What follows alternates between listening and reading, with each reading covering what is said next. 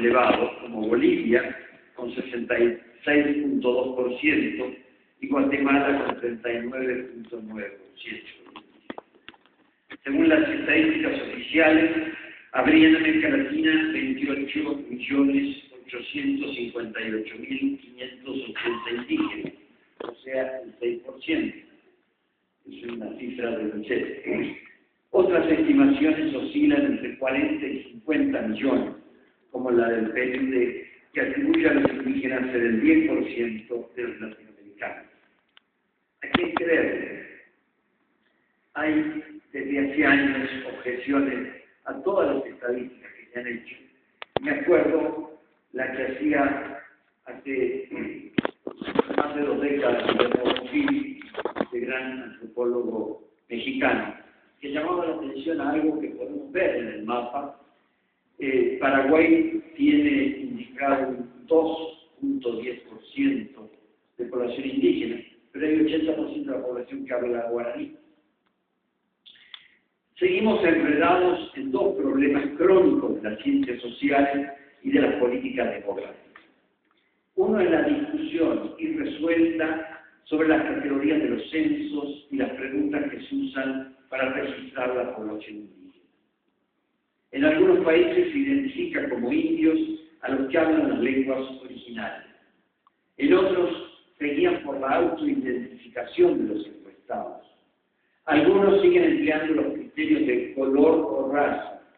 Y hay quienes sostienen que es mejor no diferenciar a los indígenas en los censos para no discriminarlos.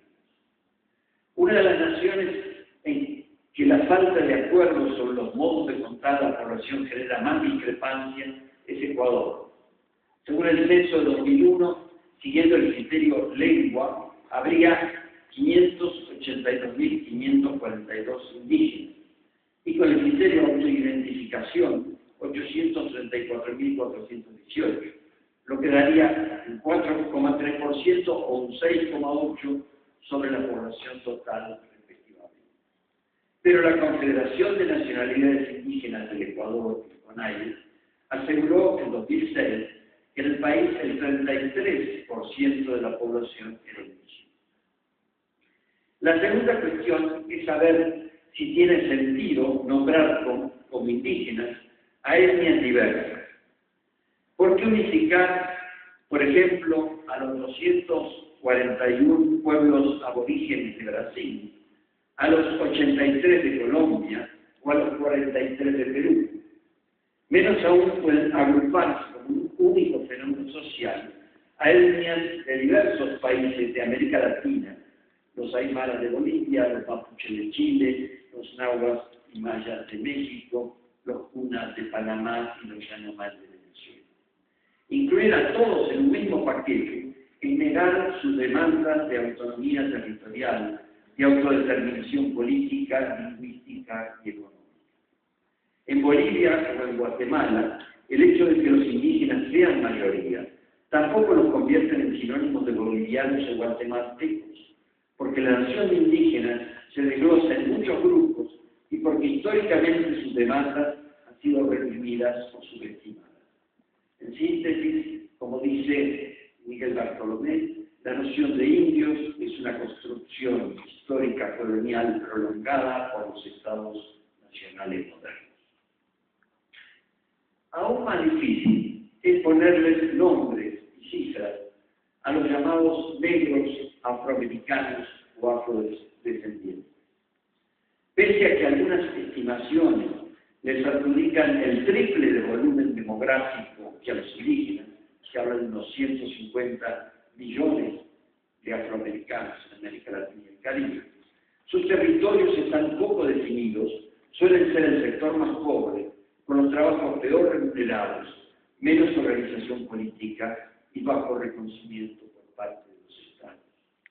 Aún en el país con mayor población de indígenas, Brasil, donde se estiman alrededor de 80 millones, las estrategias históricas de blanqueamiento y las políticas recientes de acción afirmativa hacen difícil responder a la pregunta ¿quiénes son negros?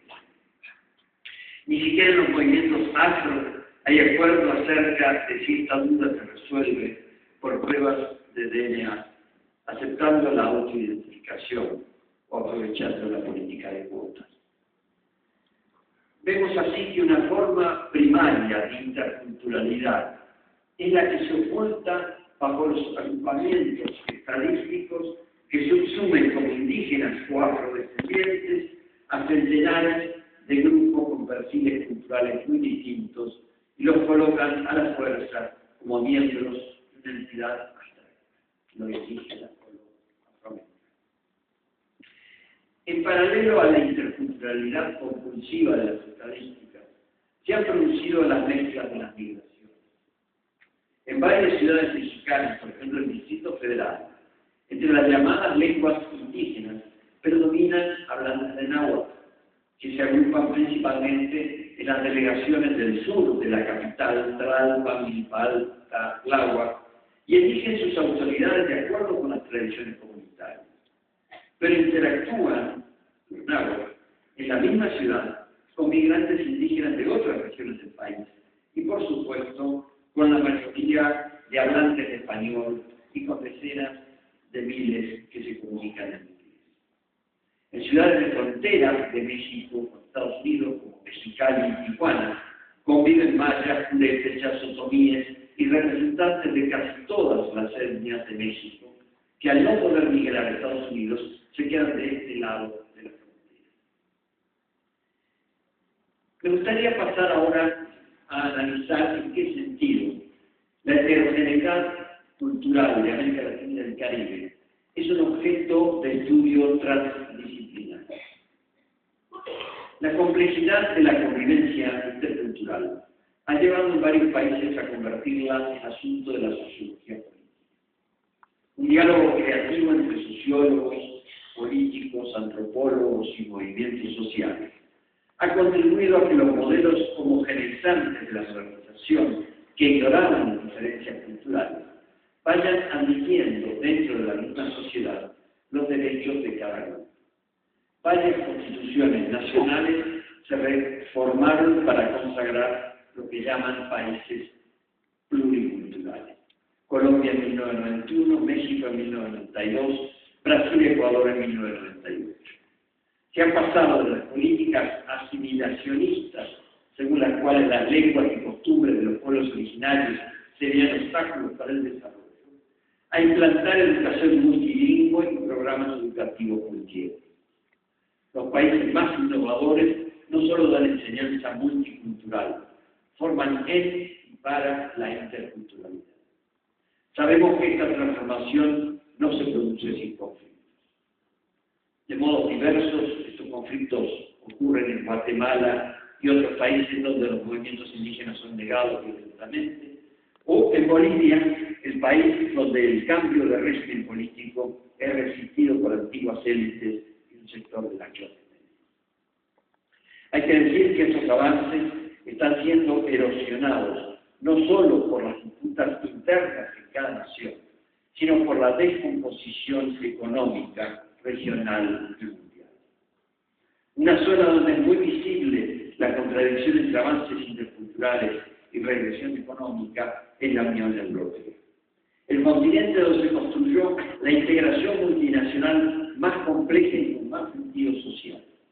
Al desarrollar entre países con muchas lenguas un diálogo arduo para configurar una región fuerte en medio de las disputas globalizadas, se entendió que si se iba a reducir la soberanía de cada nación, no podía dejarse que solo las mercancías cruzaran las fronteras.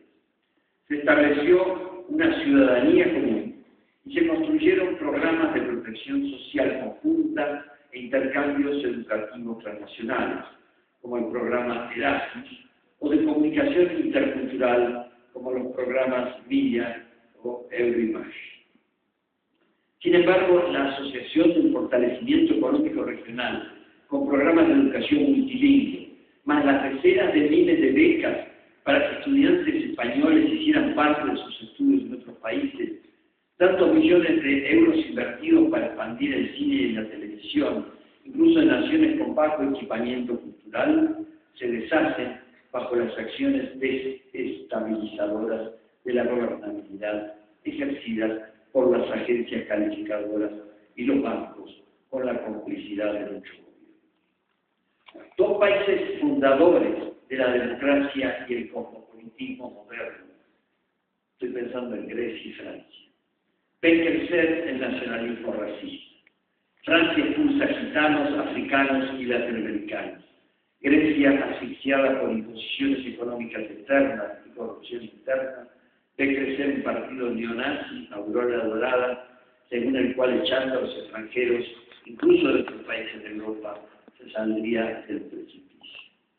En Hungría, Finlandia y Holanda también se vuelven fuerzas políticas protagónicas las que proclaman que todo se arreglará si impulsan a los diferentes.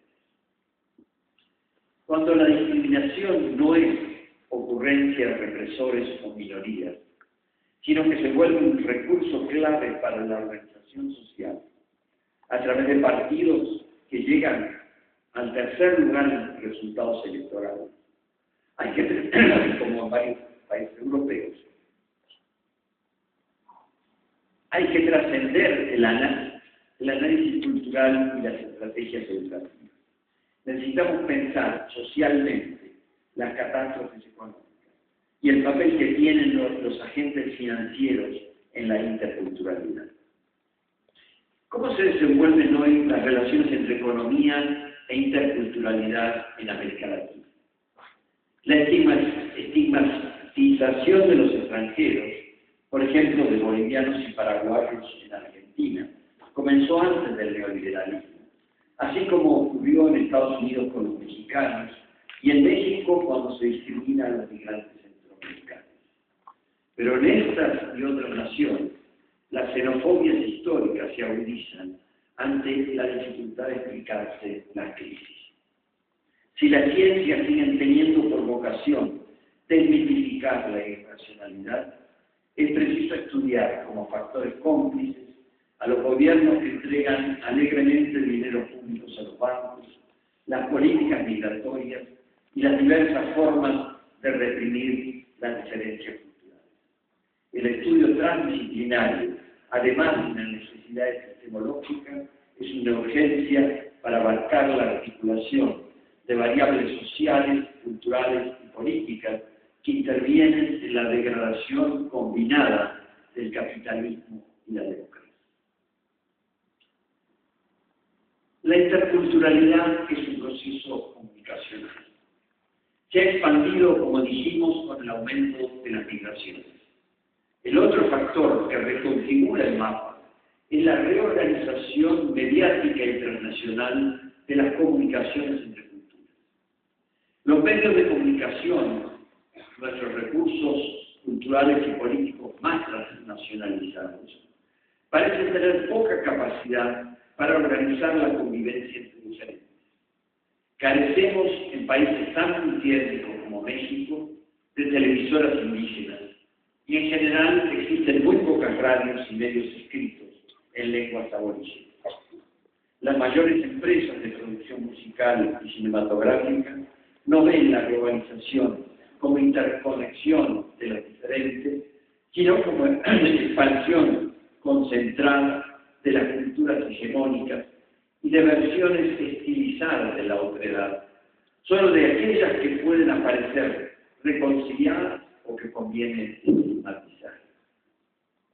Los etnomusicólogos describen estas operaciones de reducción de lo discordante a propósito de la world music, que mediante artificios electrónicos como la ecualización vuelve fácilmente conmensurable estilos culturales cuya distancia reclamaría esfuerzos personales y colectivos de comprensión. Quienes quieran ver con más detalle este punto, lean los trabajos de José Joseph Carter. Esta equilibración forzada que hace la ecualización de intensidades, tradiciones e innovaciones puede ser grata en la acústica de aeropuertos, no para la elaboración trabajosa de ciudadanía mundializada. En los viejos tiempos de control estatal de la cultura, lo opuesto a la diversidad era la homogeneidad nacionalista. Cuando prevalecen las industrias culturales privadas y transnacionales, Lo que atenta contra la diversidad es la concentración. Hay que agregar que concentración no es sinónimo de homogeneidad. La concentración monopólica de los medios opera seleccionando algunas manifestaciones de la diversidad, ciertos contenidos, y les da distintas escalas de visibilidad. Por ejemplo, los grupos editoriales españoles, como Santillana, publican a los novelistas que ellos juzgan más prestigiosos o vendibles de cada nación, pero no todos los autores que editan circulan en el conjunto de los países hispanohablantes. La mayoría queda dentro del mercado nacional. En el mundo editorial, como el de la música, hallamos una distribución concentrada y desigual de la diversidad. Los estudios comunicacionales han mostrado el carácter multidimensional de esta distribución desigual. No sucede siempre como se pensó a fines del siglo pasado, como simple confrontación entre norte y sur. En algunos campos, por ejemplo el cine, prevalece el de origen estadounidense, aunque la creciente presencia de las cinematografías asiáticas y latinoamericanas, junto con el abaratamiento de la producción y la expansión de redes alternativas gracias a tecnologías digitales, está multiplicando las interacciones entre las culturas no dominantes. En la televisión, el desarrollo de corporaciones latinoamericanas, como Televisa y Globo, que exportan del sur al norte, y el crecimiento de canales educativos y culturales en América Latina, exige repensar los circuitos de representatividad y comunicación regional.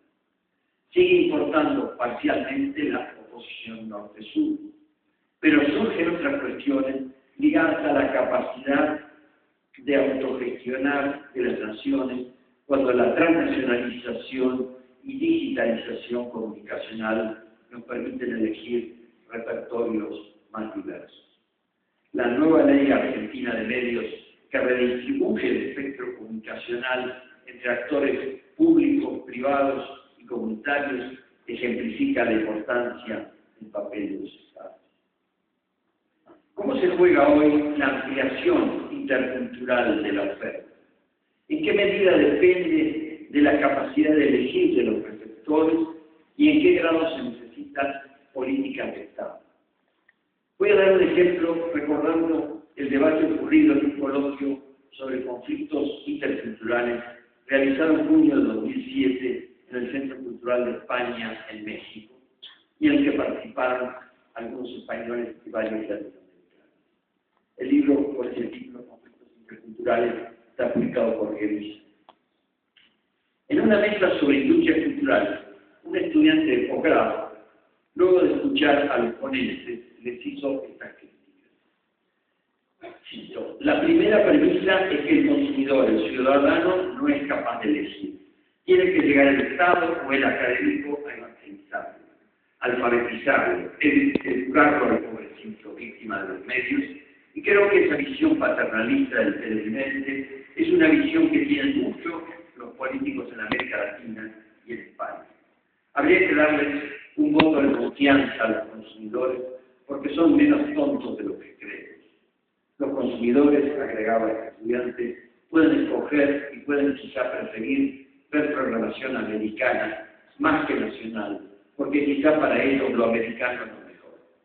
En lugar de tener cierta americanofobia, que es muy común en la academia, quizá podemos preguntarnos, ¿por qué los consumidores prefieren eso? Uno de los ponentes, Emily Prada, respondió, cito, es una cita un poco larga, pero van a ver que estamos. No tengo ninguna americanofobia. Valoro los elementos de excelencia que tiene la industria audiovisual norteamericana, lo cual no obsta para que podamos señalar cuál es su rol en el conjunto de la distribución de productos televisivos en el mundo. Recordó entonces Emily Prada que ni en Estados Unidos ni en España el cine latinoamericano alcanza el 1% del tiempo de pantalla. Y siguió. La segunda cuestión a la que usted apela, que le decía a esta persona del público, es la capacidad de escoger. Efectivamente, yo soy partidario de que los ciudadanos puedan escoger, y para ello hay que ofrecer la diversidad. Dada mi condición de director de los observatorios permanentes de la televisión en Europa, Euromonitor, y en los Estados Unidos de Norteamérica, USA Monitor, puedo certificar que tal diversidad no existe. La multiplicación de canales no ha dado como consecuencia la diversidad. Llevo en el DF 3 días y he visto, dice Prado, mucha televisión, toda la que he podido. Le aseguro que he visto lo mismo que veo en todo el mundo. Lo mismo incluso cuando son productos generados por la industria nacional. Porque están haciendo los mismos géneros con los mismos formatos. Cierto, con un tinte local.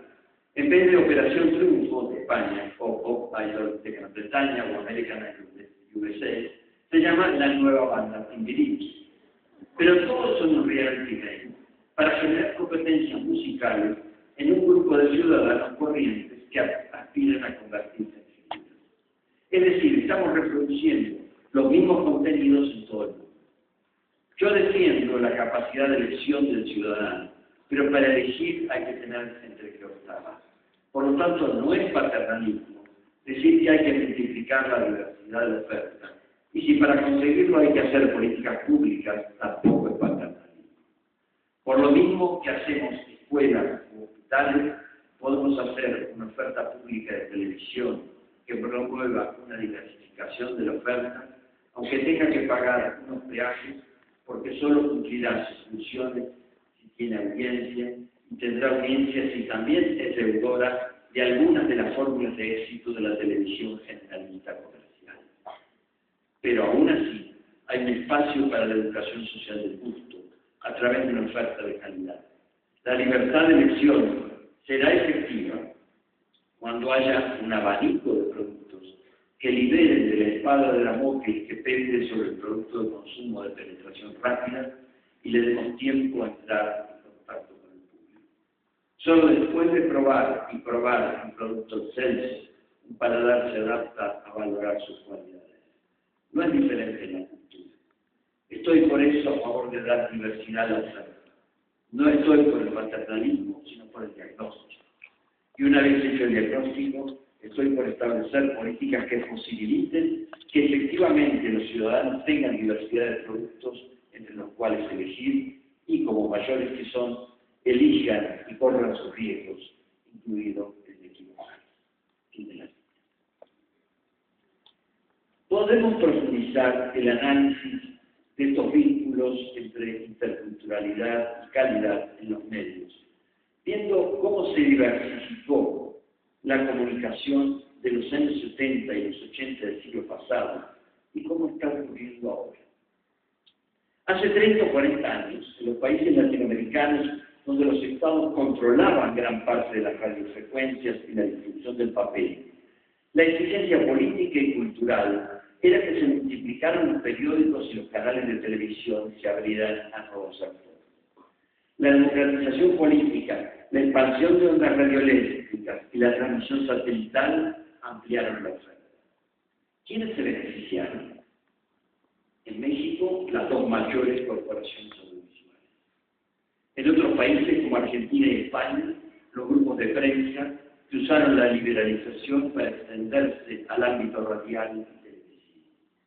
Estos procesos de concentración reutilizaron el potencial de diversidad prometido por la desestatización y la multiplicación de canales para ampliar los negocios de unos pocos, no la capacidad de participar y elegir de la mayoría. En consecuencia, la lucha antimonopólica sigue siendo una tarea clave para que el universo prevalezca sobre la humanidad. Sin embargo, la lucha contra los monopolios hoy es insuficiente. Existen otros circuitos y escenas en los que se juega ahora la búsqueda de diversidad y calidad. El acceso a nuevas ofertas no se logra solo mediante la ampliación de canales televisivos. Los jóvenes ven televisión menos horas por día que los adultos y exploran en Internet, videojuegos y redes sociales consumos diferentes e interactivos. Las películas que no pasan en las salas de cine ni en televisión, así como los discos y videos caros, pueden descargarse muchas veces de YouTube y de los demás videoclubes planetarios de la red. Llegamos así a este punto que a mí me ha interesado centralmente en los últimos años, que es cuál es la diferencia cultural de los jóvenes, de las culturas jóvenes que están moviéndose en esta red. Por ahora, la mayor fuga de la televisión hacia las alternativas digitales ocurre principalmente en los sectores con mayor nivel educativo y económico. Pero desde que las computadoras y celulares son también parte del equipamiento popular, es posible preguntarse cómo trabajar el sentido crítico sobre la información y el entretenimiento con grupos menos escolarizados, explorando el uso de medios y redes donde la programación es menos vertical y la competencia estética más abierta. Los programas de entregas de computadoras a cada alumno de la escuela primaria en Uruguay y a cada estudiante de secundaria en Argentina muestran cómo los recursos digitales expanden el horizonte de la comunicación y los vínculos con otras culturas. La digitalización no solo amplía el repertorio que circula dentro de cada sociedad, al mismo tiempo aleja a los adultos de las nuevas generaciones. Se abren abismos entre los hábitos de quienes crecimos con la cultura escrita, con la radio y la televisión, y por otro lado, los modos de relacionarse de quienes, como decía un maestro en una entrevista, nacieron con la computadora en su habitación y con el celular en su mano. El pasaje de la cultura en papel a la electrónica no es la simple modulación de una forma de comunicación a otra, es un contraste de cultura, que por eso ha sido descrito como migración de lo analógico a lo digital. Podemos hacer una crítica, pero no es el momento de esta noción de migración analógica a lo digital. Engendra un nuevo tipo de extranjería, la de los adultos formados en la cultura letrada frente a los jóvenes nativos en el mundo de las computadoras, internet y los iPhones y iPads. Hay que ocuparse de esta nueva escena intercultural y sacar las consecuencias socioeconómicas y políticas del lugar estratégico de las nuevas generaciones. Podemos hacer aquí otra distinción entre los modos de hablar sobre los jóvenes hace 30 años y ahora. En el pasado, las concepciones adultocéntricas de la vida social ponían a los jóvenes en ese lugar de agilidad, que es el de los que todavía no llegaron. Se pensaba que más adelante, luego de acabar su educación, serían plenamente ciudadanos, ocuparían cargos directivos, algunos conducirían la política o las empresas. Lo resumía la antigua fórmula según la cual los jóvenes son el futuro. Ahora los jóvenes aparecen como el presente, como la cultura distinta dentro de la propia sociedad. Más que la cultura, me corrijo, las culturas. Así como no es pertinente unificar a todos los llamados indios ni a todos los nombrados como afroamericanos, tampoco los jóvenes constituyen el conjunto cultural homogéneo. Por una parte, el lugar central de los jóvenes se manifiesta cuando un número mayor que en el pasado ocupa cargos de dirección en industrias, crea empresas innovadoras en áreas estratégicas como informática, servicios digitalizados, entretenimiento audiovisual, o se inscriben de modos no tradicionales en el mercado del trabajo. Asimismo, en las nuevas generaciones se reúne el mayor número de consumidores de música, videos y tecnologías avanzadas. La otra cara de este proceso está constituida por la gran cantidad de jóvenes que también están en el centro del presente, pero porque aportan los mayores porcentajes a las estadísticas del desempleo y del empleo informal, y en muchos países también a las caravanas de migrantes, a las estadísticas de la muerte violenta, como soldados, sicarios o víctimas de la violencia urbana o narcoterrorismo. Los jóvenes, antes pensados como el futuro, en estos casos son el presente. No solo en el sentido de que no hay que esperar al porvenir para que se realicen, sino porque tienen poco futuro. En 2005 hicimos una encuesta nacional de juventud de jóvenes en México y entre las preguntas se les dio una lista de frases para que eligieran las que sentían que mejor los representaban. La frase preferida fue: el futuro está incierto, que es mejor vivir al día. En esta semana que tenemos este congreso, la CEPAL y la OIT acaban de documentar un leve descenso del desempleo en este año 2012 en América Latina y el Caribe, que bajó al 6.4%. Pero entre los jóvenes, según el mismo estudio, es un 20.3% el que no puede estudiar ni acceder al mercado laboral. A partir de una investigación de la CEPAL que correlaciona datos laborales con el avance educativo de los jóvenes, Martín Oppenheim señala las siguientes paradojas. Los jóvenes tienen, dice, mayores logros educativos que los adultos, medidos sobre todo en años de educación formal, pero por otro lado menos acceso al empleo.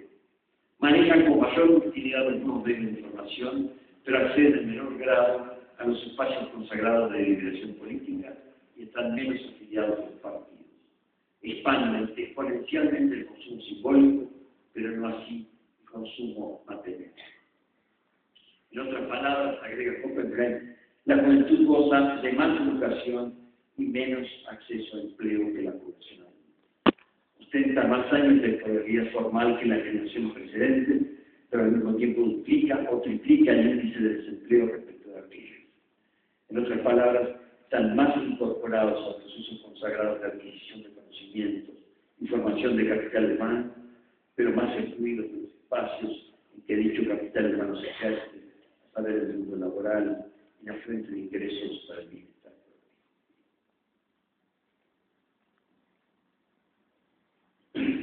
En estas dos tendencias de la alteridad juvenil que mencionamos, como líderes de la transformación informática y de la innovación, o por otro lado como desempleados, migrantes o sectores obligados a sobrevivir en trabajos informales y aún delictivos, las nuevas generaciones aparecen como representantes de una radical diferencia cultural.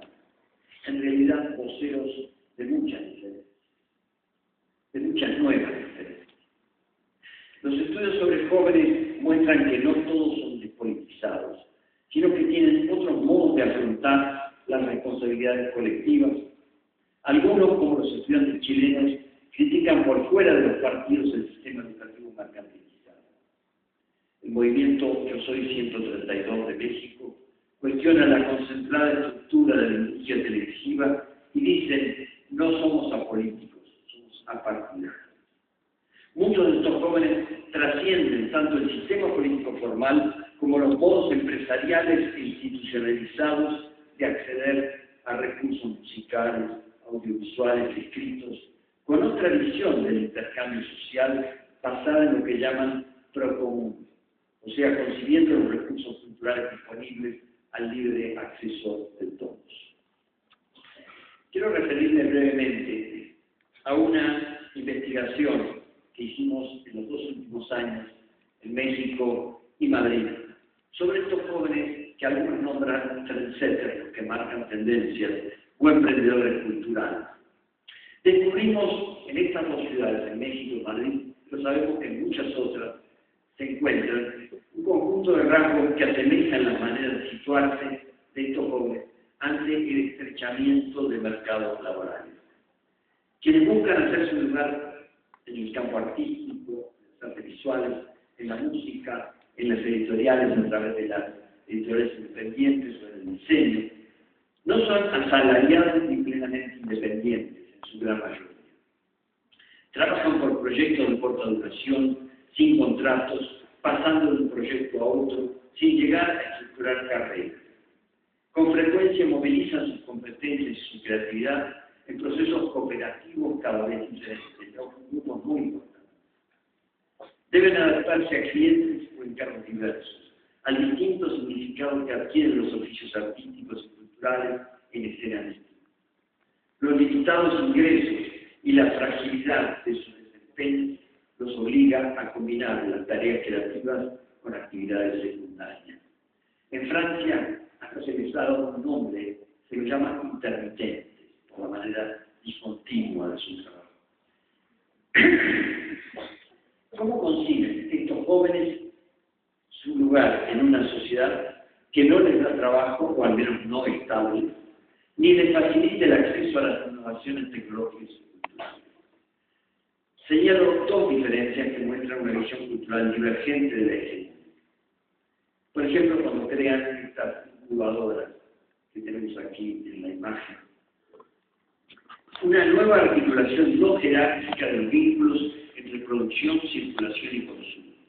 Y la segunda característica, el pasaje de una visión de la temporalidad social organizada por carreras a otra desarrollada a través de proyectos.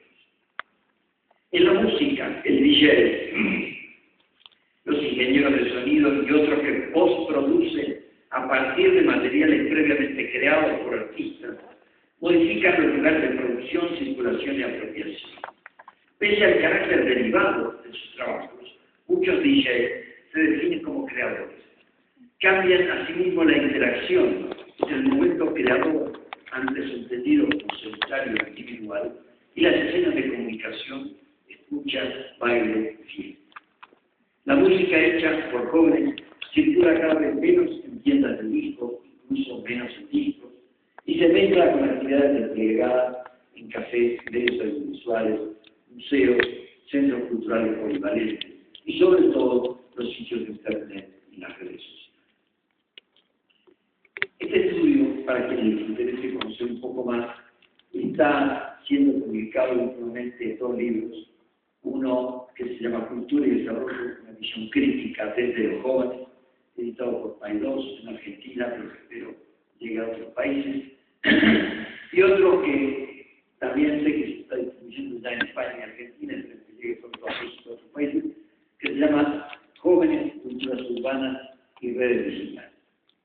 Es un trabajo colectivo, como les digo, entre Madrid y México, abarcó a 22 investigadores.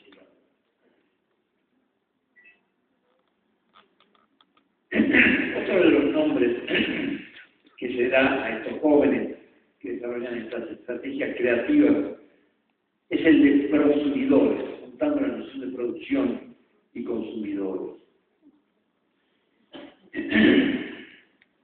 Sin embargo, hay que tener un poco de cuidado con la ilusión que puede generar esta idea de que nos situamos en las redes, en un lugar donde ya otros crearon, nosotros recreamos, producimos de nuevo y otros lo van a consumir y lo van a seguir recreando, lo cual da una cierta sensación de horizontalidad que corresponde en parte a lo que está sucediendo. Sin embargo, deberíamos mirar un poco más problemáticamente estas experiencias, a veces idealizadas o exaltadas, por ejemplo, en las ferias de libros independientes. En México hemos tenido en los 2 últimos años 3 ferias de libros independientes que han mostrado la primera a 50 editoriales, la segunda a 70, distintas de las que ustedes van a encontrar aquí afuera en las librerías virtuales. Y hay una expansión, un goce, un desarrollo que parecería estar lejos de la crisis editorial que preocupa tanto a las grandes editoriales. Y una experiencia como la de esta imagen, que era central en la feria, en la última feria del libro independiente, que era el Museo Carrillo Gil en la Ciudad de México, donde la creación visual de artistas visuales y editores, escritores, se sintetiza. Sin embargo, como anotan varios estudios sobre el mundo editorial, no todo es redes. Hay puntos, nodos, lugares estratégicos donde se controla o se reorienta la circulación. Una imagen que no sé si van a poder ver más allá de la quinta fila, la definición no es muy buena, pero me gustaría transmitirles un poco. Es esta un grupo inglés que diseñó algo que se parece al Metro de Londres, pero si alcanzan a ver, las estaciones tienen nombres de editoriales o lugares que centralizan redes digitales. Como ocurre en todos los metros, hay estaciones humildes que no están conectadas, sino con la estación siguiente, con la anterior. Pero hay algunas como Amazon, como Google, que son lugares de interconexión de muchos otros. Este es el modo en que ellos visualizan la concentración de poder que sigue existiendo, aún en las editoriales o en la reconversión artística o editorial en la época. Se mantiene la jerarquía, sigue habiendo mainstream, siguen habiendo estructuras con ciertos embudos que filtran la diversidad y dificultan la interculturalidad.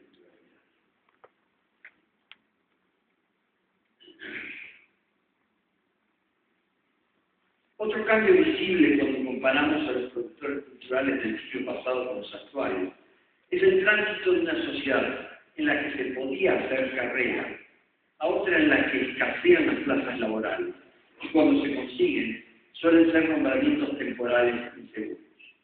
Los jóvenes artistas y músicos declaran estar acostumbrados a organizarse en proyectos de corta y media duración. Algunos realizan emprendimientos independientes por convicción, la mayoría por necesidad. La creatividad y la innovación, dos rasgos muy valorados en buscar trabajo, más que las competencias profesionales verdaderas, contribuyen a dar a sus actividades esta periodización trágica. La presión del instantáneo, lo que se descubre o se informa hoy, refuerza esta relación con la temporalidad veloz de la biografía.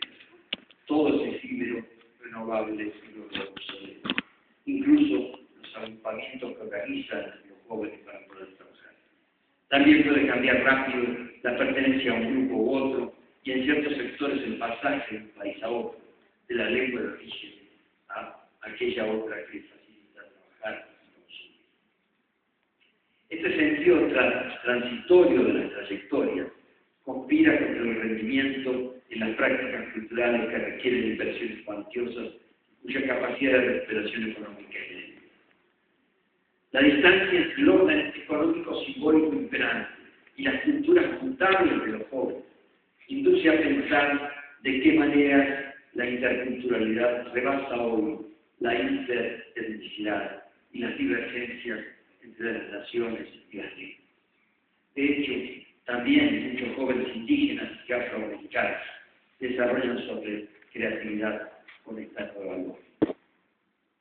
La alteridad que representan los jóvenes no puede ser reducida, como vimos, a la oposición digital versus escritura o industrias culturales versus acceso libre a una cultura propia.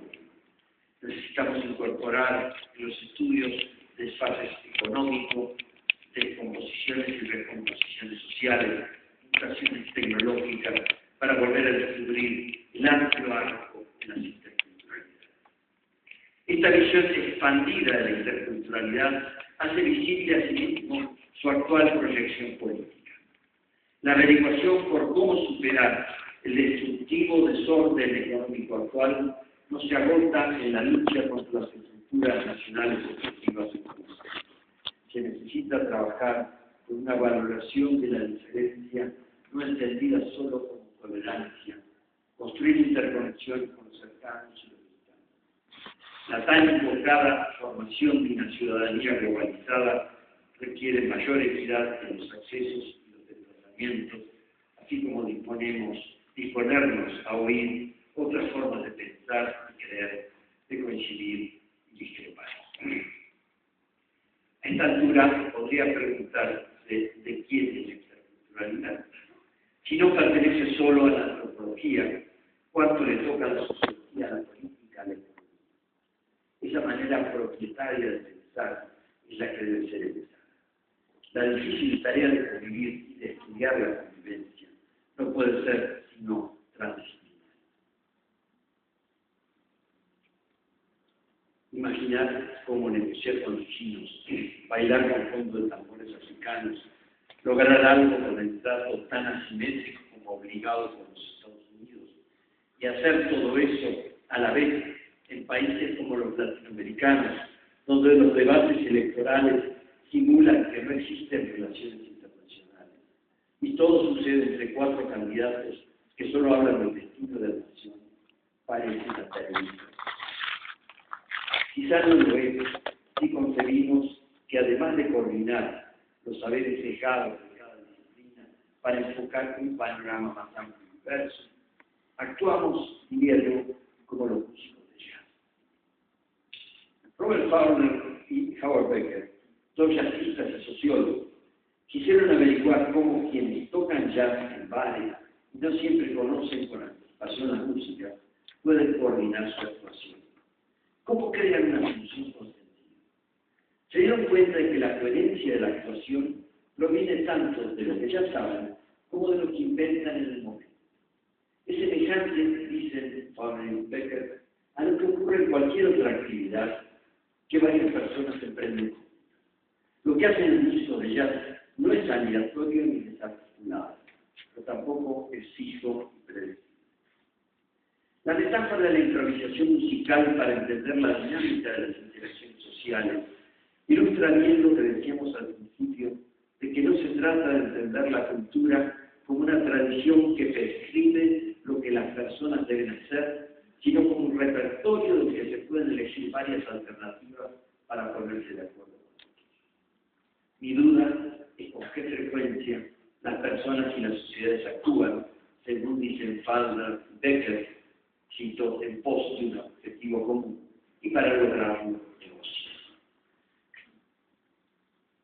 Lo que hemos visto cuando analizamos la competencia entre las medios y los grupos independientes en las industrias culturales, o cuando se intenta tocar una música común en los bares y celebraciones de las Naciones Unidas, es que los poderosos les esconden los instrumentos a los pequeños o les vetan su uso.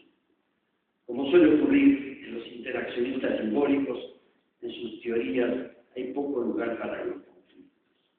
Pero quizá la utopía de Faulkner y Becker de que podemos combinar saberes parciales para improvisar una melodía que todavía no se ha tocado, sea útil para imaginar la interculturalidad productiva y el trabajo transdisciplinario que contribuya a hacer la música.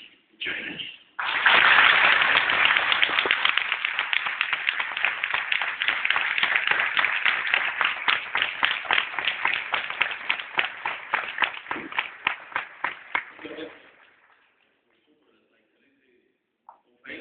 Aquí teníamos nosotros una duda, porque sabemos que el programa Muncieta, que quería ser actividad después, teníamos la disposición de poder 2 o 3 preguntas por escrito que ustedes quisieran presentar, pero no estoy seguro si hay tiempo para eso, quisiera preguntarle a los que están manejando el programa si debemos cerrar aquí